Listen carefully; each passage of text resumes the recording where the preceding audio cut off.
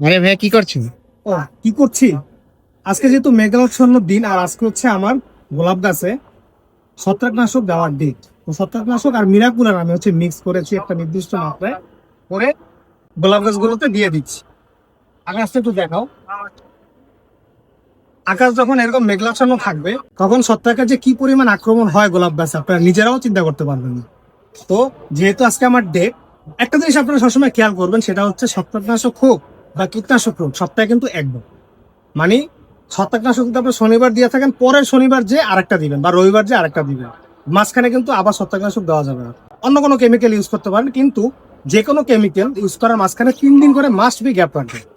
মানে হচ্ছে আমি বুঝাতে চাচ্ছি, ছত্রাকনাশক আজকে আমি ইউজ করতেছি, আজকে ধরেন শুক্রবার, শনি রবি সোম এই 3 দিন গ্যাপ দিয়ে মঙ্গলবার দিন আমি ধরেন একটা কীটনাশক ইউজ করলাম। তো এরকম করে গ্যাপ দিয়ে আমি ইউজ করে থাকি, যাতে গোলাপ গাছগুলো সুন্দর সবল এবং পাতাগুলো যাতে না পড়ে। ধন্যবাদ আপনাদের সাথে থাকার জন্য। সাবস্ক্রাইব ফলো করে সাথে থাকুন।